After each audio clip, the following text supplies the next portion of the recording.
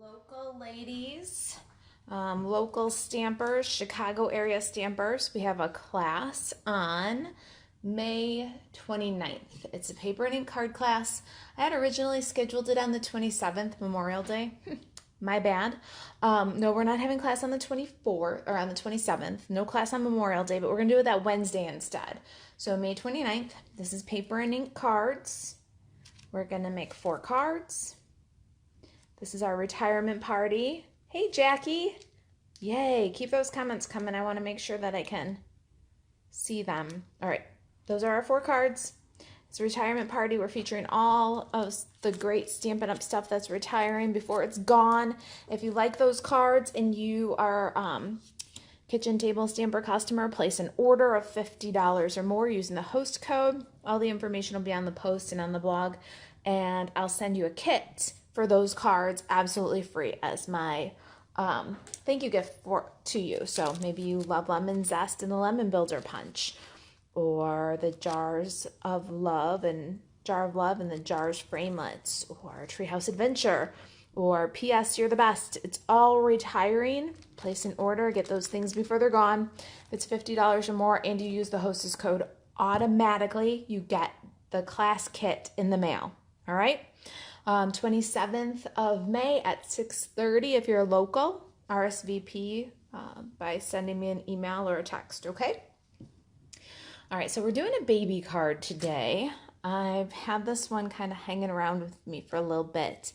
I'm excited that Fable Friends is going to carry over. Have you guys seen this little cutie from the Occasions catalog?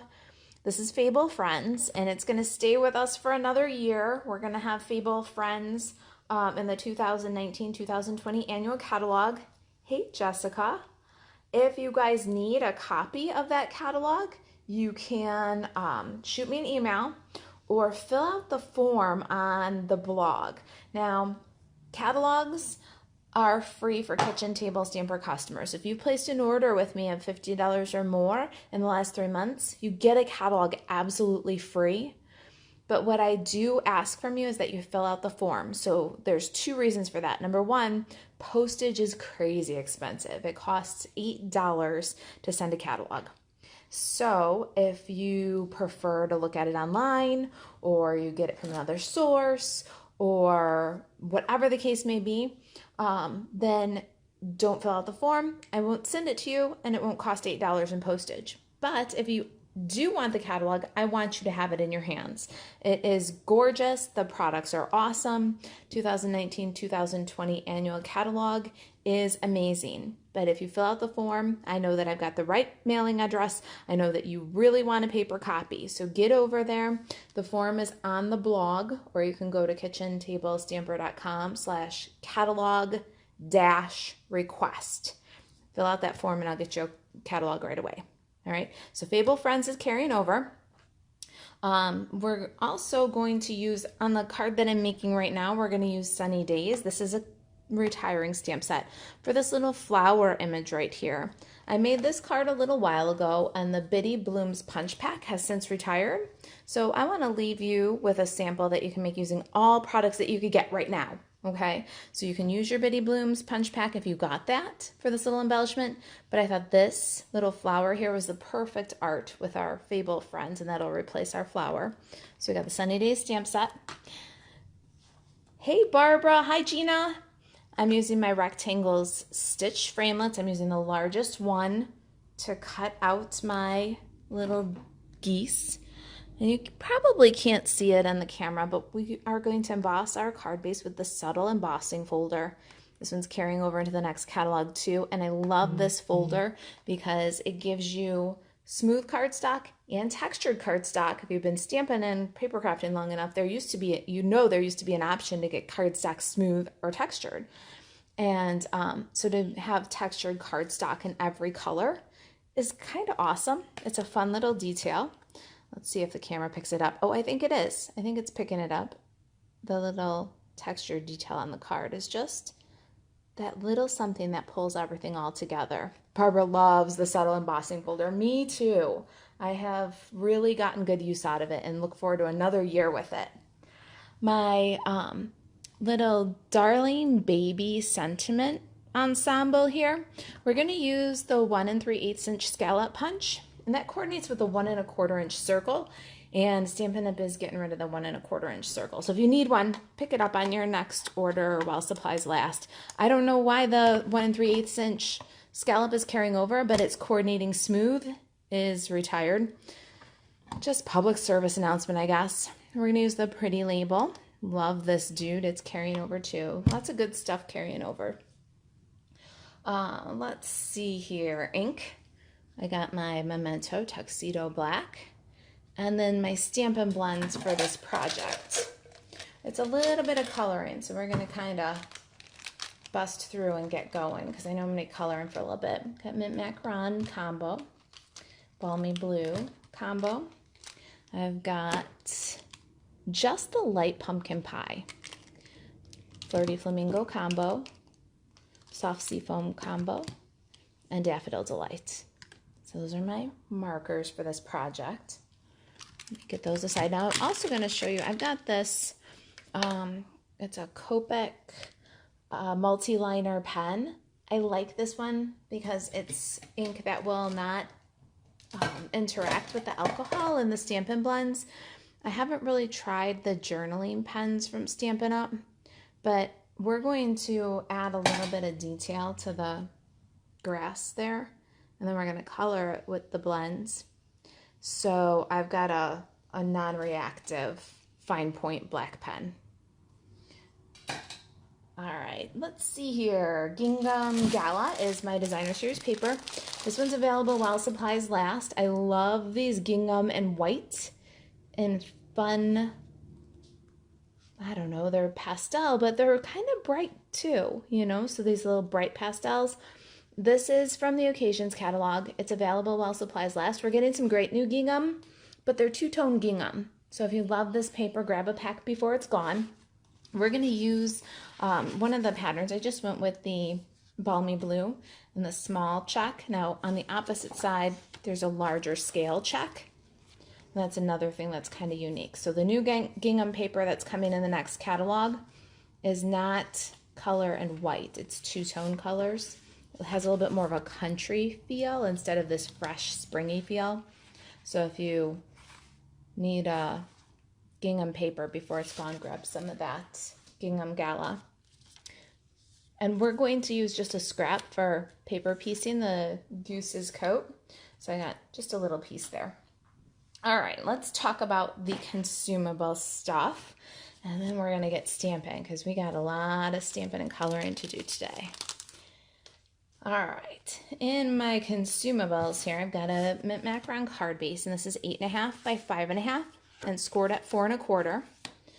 My designer series paper, I've got 2 by 5.5, and this is soft seafoam from the 6 by 6 Subtles collection.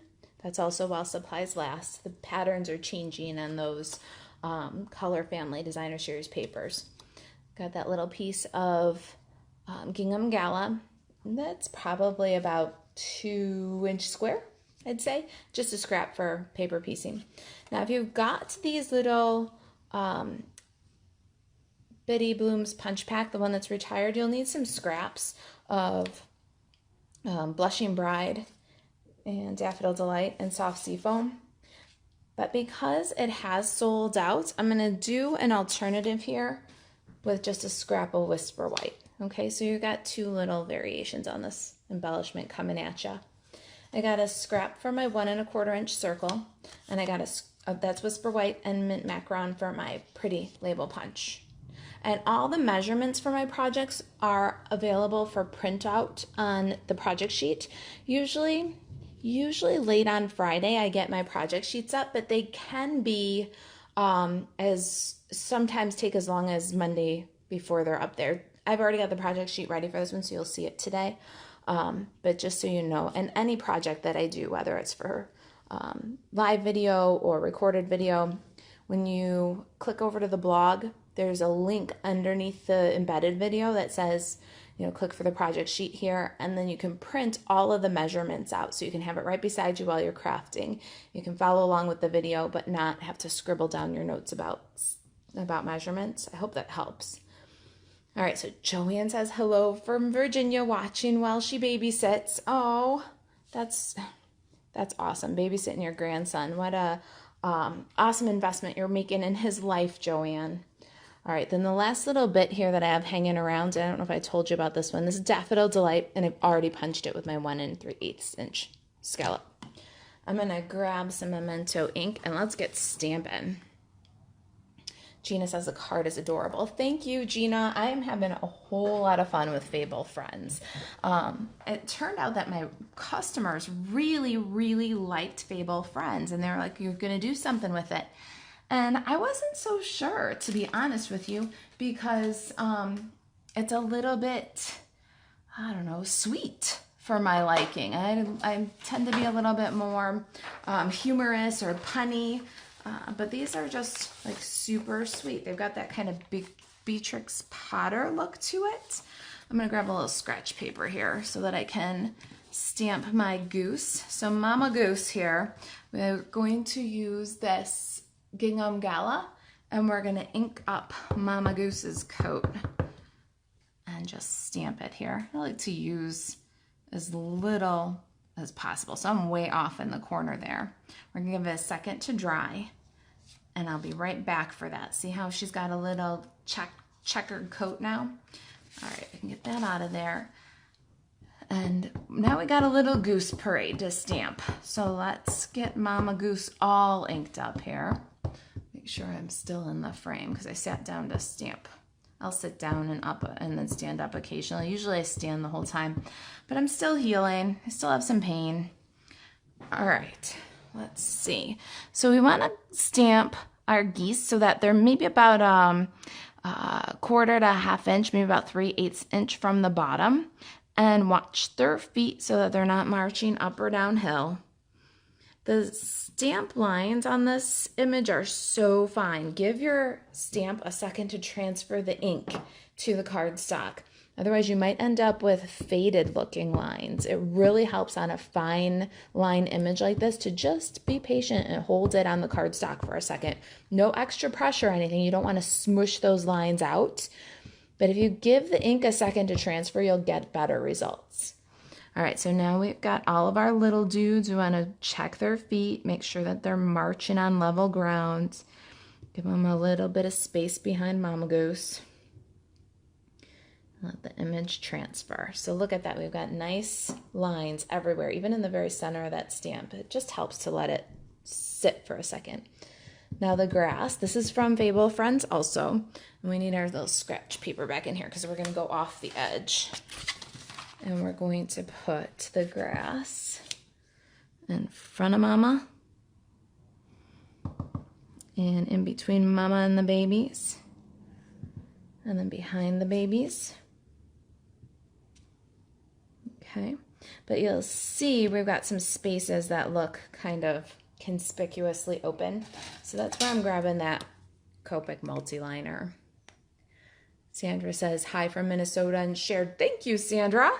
All right, so then here, kind of in between our little dudes, we're just gonna own it. We're gonna follow the artist and we're gonna add a few little tufts of grass. And then we'll do the same thing here where it looks a little sparse. We'll just connect to what we just stamped. Good, clear? You guys got that? And my advice about that is grab a pen that won't react with your markers when you color and just own it. Just own it. All right, coloring. I'm gonna do some blended coloring. So I'm gonna take my 2 shades of each color for the most part, and we're just gonna color in.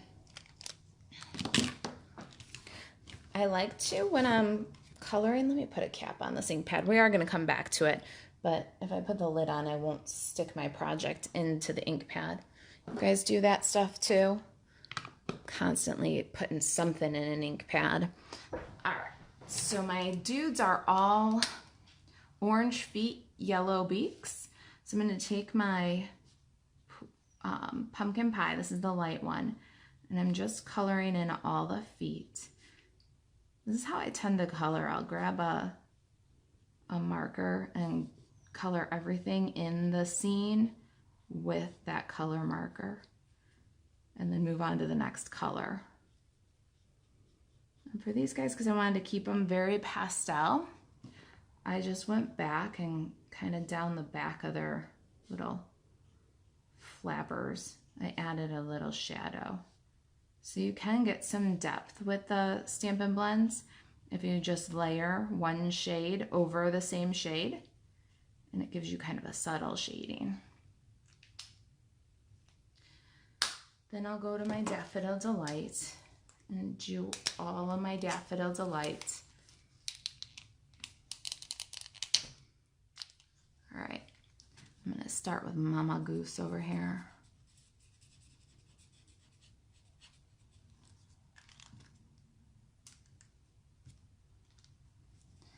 And I just color the light shade and then add a little shadow with the darker, and then bring the two shades together. And you'll see me do it a lot as I color through this image. You guys like to color? Who likes to color? I find it very soothing, and I feel like most people are either in the camp of I love to color or I don't like to color, I avoid it. So I wonder, are you guys colorers or do you avoid coloring? All right, one more little yellow detail here. Our last little guy at the end of the row has a little yellow polo shirt. It's the cutest thing I've ever seen. All right.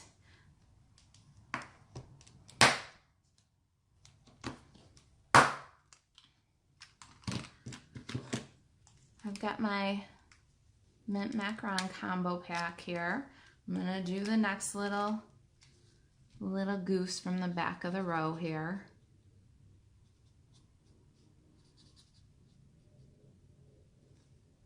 They're such little areas, the coloring does go pretty quick.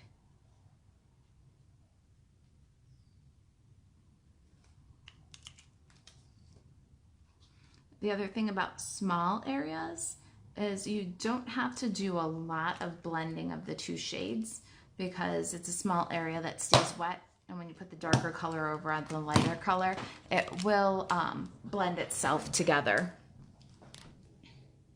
Barbara loves to color, especially with blends. Sandra says blends are fun to color with, and she loves to do shading. Me too, it makes such a difference. Barbara says a 9-year-old granddaughter is watching and she loves to color with the blends. And she does a great job. See, that's it. Sometimes we just have to take a page from the kids. They have confidence. They just do it, right? They do a great job.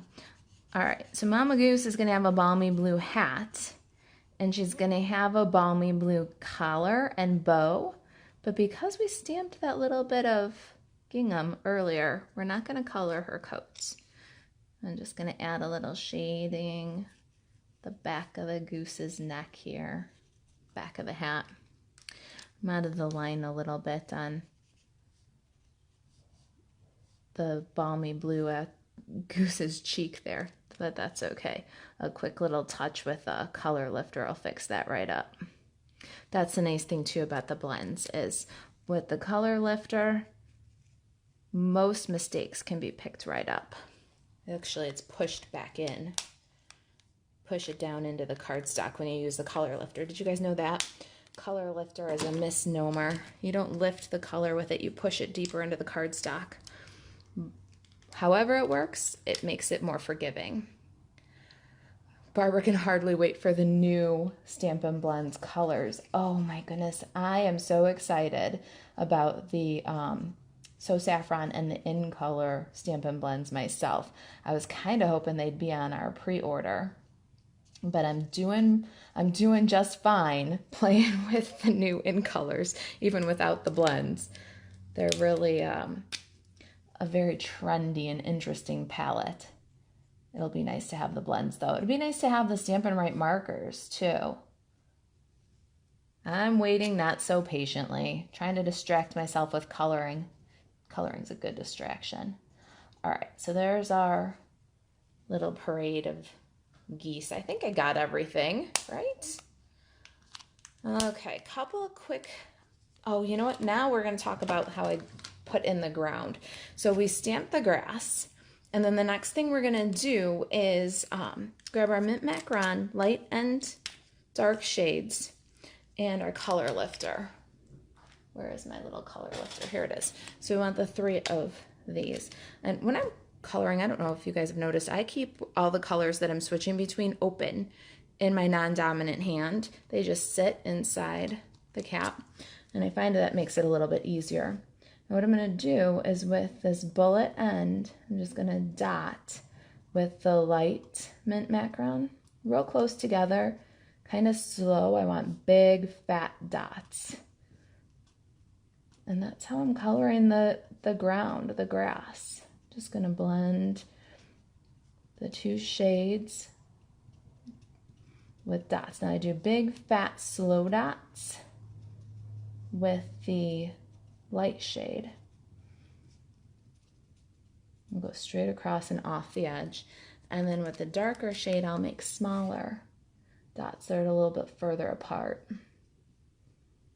And I'll just go through and do them till I'm happy. So there's the light and the dark.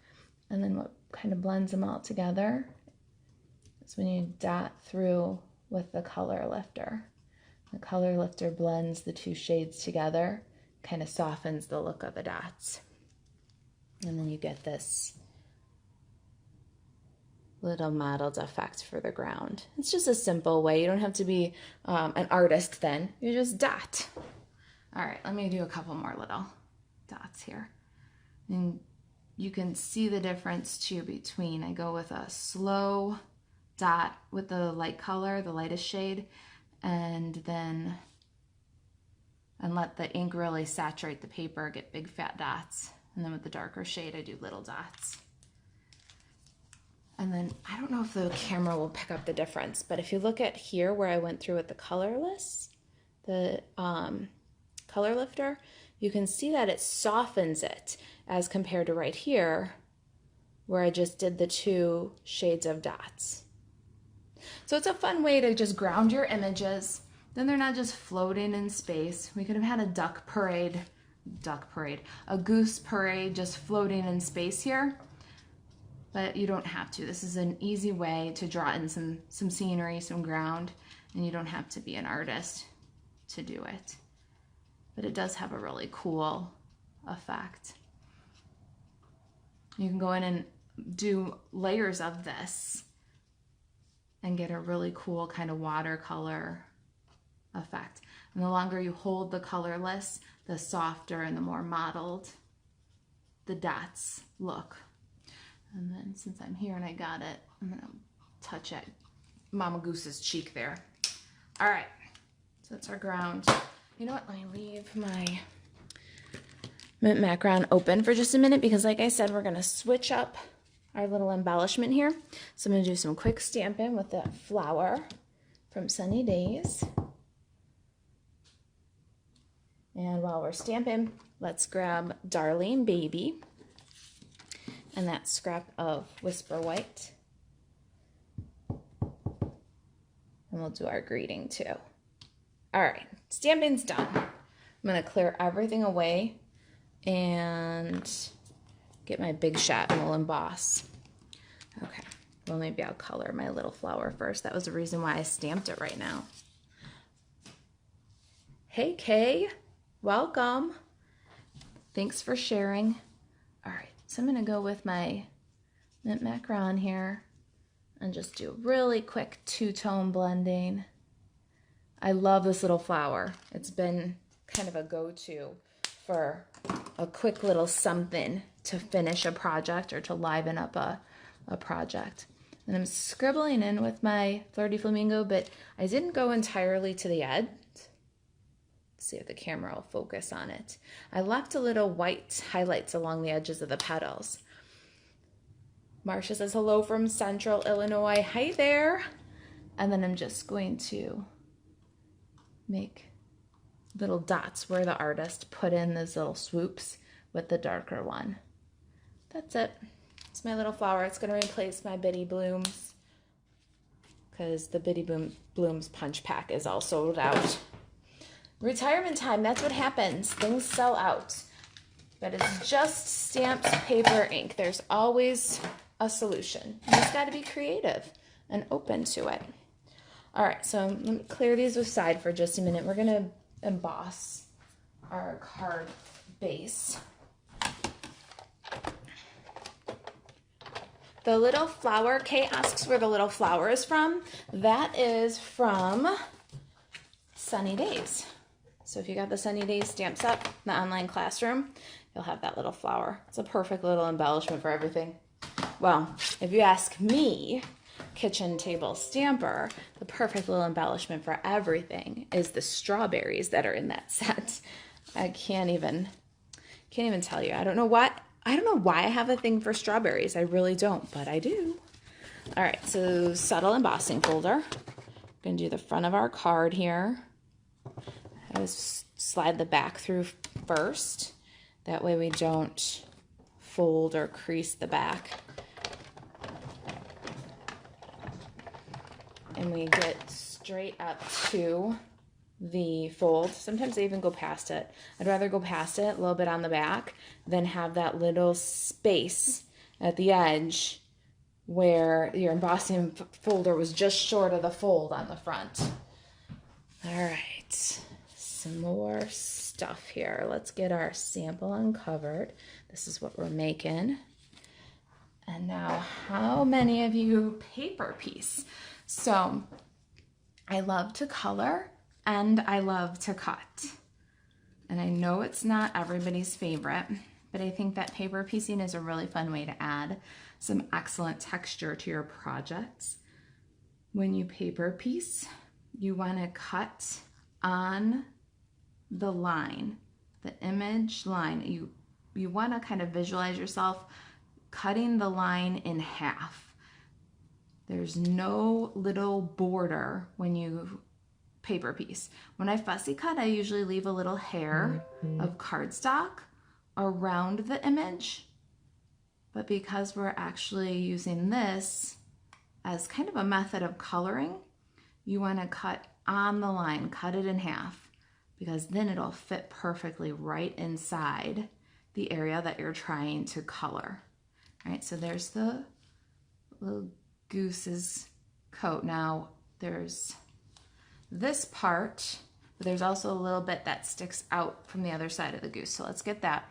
The other thing is when you're cutting and for more control, you can hold your scissor this way or this way so that you support the scissor as you cut.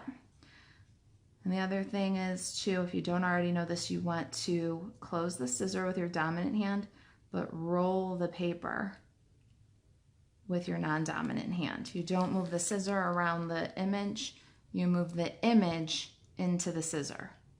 So I hope those things help you if you're thinking about doing some paper piecing, or if you get anxiety thinking about fussy cutting. I know that some people do. For me, it's totally soothing. I could sit and fussy cut all day long, no problem. All right, so there's our two little bits for Mother Goose's coat. That's it. Wait till you see how fast it's going to go together now. All right, Designer Series paper. Let's get that on the card base. Use a little dry adhesive here. About 1/4 inch from the bottom. Make sure it's level. It's hard to do from standing over it. Oh, I got one more item to fussy cut. Then we're going to add our Goose Parade. I love Mama Goose and all of her babies. We're going to center that.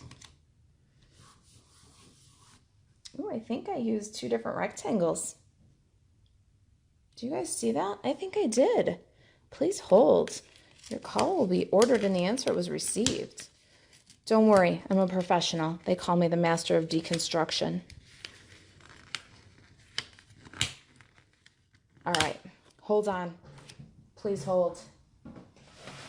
I thought I used rectangle A, but it looks, no, I used B. So let's fix this, right? I think it looks more balanced with rectangle B. Let me show you how. See, there's just no mistakes in stamping. You can fix most anything. All right. I am going to, well, I guess if I had decided that I was going to use rectangle B and it was really rectangle A, then it might have been a little harder to fix. But because we're just going one smaller, I'm going to grab the correct rectangle here. That's it, I think. Trim this dude down.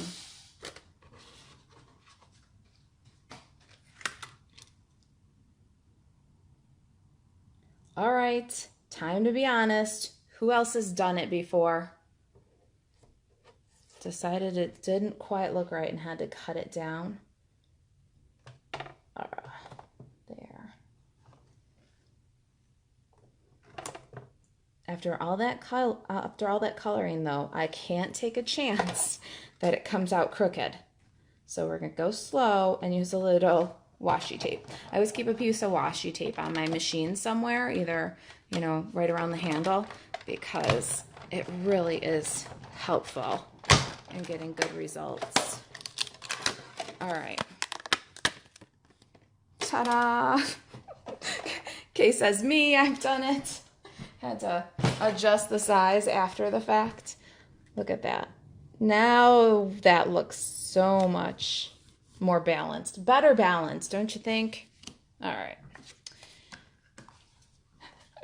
Barbara says, me, I'm not alone. Thank you. I know I'm always in good company with my Facebook Live regulars.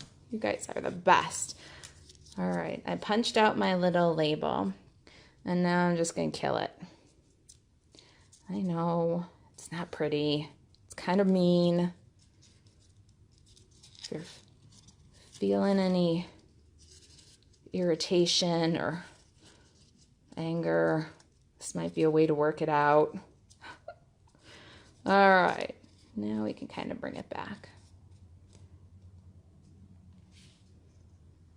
See, simple. I like the little texture it gives. You're not going to see all of it, but it's kind of fun. I didn't tell you guys before, I have 3 1/4 inches of the Whisper White Flax ribbon. This one is from the Butterfly Gala suite in the Occasions catalog. And we're just gonna do a little dovetails. Jackie. Oh my gosh, Jackie, you're killing me. Jackie says, not me. I get everything perfect every time. You're right. You do. I wouldn't know what to do without you and all your perfection. Thank you for your honesty. Oh, I love Jackie. Jackie's a kitchenette. She's on my Stampin' Up team, and she also is responsible for doing a lot of the cutting for classes around here. And I don't know what I'd do without her. She does get everything right most of the time. Lori says, late to the party, but I'm here. Hey, Lori. Don't worry. There will be a replay. I'll also take this video and lightly edit it. I'm using tear and tape here. You could use fast fuse. You just want a little bit stronger adhesive because of all the texture that you just built into this label. And you're taking a crinkly label and gluing it to a textured ribbon. So a little extra strong adhesive helps. Trying to center it. There. What a cutie. Now, this card probably be a little bit difficult to send through the mail because we've got the ribbon, then the crinkle texture, then some Stampin' Dimensionals, but I'm going for it anyways because it's a great card to accompany a gift. But just know that if you put the Darling Baby on Stampin' Dimensionals, that it might cause a little trouble in the mail. It might be a little thick. You might need a butterfly stamp. But I like my texture and dimension, so I'm going for it. Got Darling Baby right here, and that 1 1/4 inch circle punch that I don't know what I'm going to do without. I'm not sure why it's retiring. punch it out. It's perfect for sentiments. And then a couple of dimensionals on the back.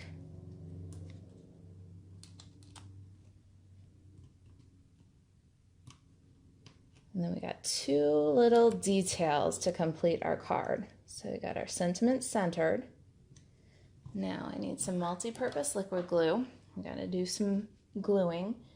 And I need my little flower. All right, so there's the fussy cutting that we did for the goose's coat, and we cut right on the line. When I'm cutting out an image, and it's personal preference, I like to cut so that I've got just a hair of cardstock past the line. I think that it really preserves the integrity of the image, especially if you're a wobbly fussy cutter, because if you keep hacking away on the line and there's not a line that you're putting it into, it's going to look blurry. It's going to look fuzzy. You're going to mess the integrity of the stamped image. So if you just leave that little hair of cardstock around your image, I think it has an overall impression of neatness. If you were a super fine fussy cutter and you can cut right on that line and you can not, you know, gouge into it, make it look lumpy and bumpy, then you can cut right on the line. But I don't do so well at that. I like that little tiny hair of white. Okay, multi-purpose liquid glue. We're gonna use our flower from the Sunny Days and then some more multi-purpose liquid glue on our little gingham coat. We're almost done here. Thanks for joining me for this cute little baby card. Doesn't that just pull everything together? Look at that gingham coat. It just makes my day. One more little piece here. A little more multi-purpose liquid glue. And then we're all done. Perfect little gingham coat on Mother Goose. Not so bad. Love that little baby card. I'm pretty head over heels about the Betty Bloom's Punch Pack, and I'll keep mine forever. Great for craft fairs for that little finishing touch without a lot of handwork. But I think our little substitution using the Sunny Days so that you had something current to refer to, I think that works out just perfect. And the line art complements each other. So what do you guys think about that substitution? Let's see what you say about that. Absolutely adorable. Thank you, Irene. Such a cute card. Thanks for sharing. Why, thank you, Barbara, for joining me. I would not have any fun doing this without you. All right, guys, everybody have a great weekend. I'll see you next Friday at noon. If something changes, I'll let you guys know by a post on Facebook, but I'm planning on doing Facebook Live on Friday, all right? All right, y'all. Thank you for hanging with me. See you next week.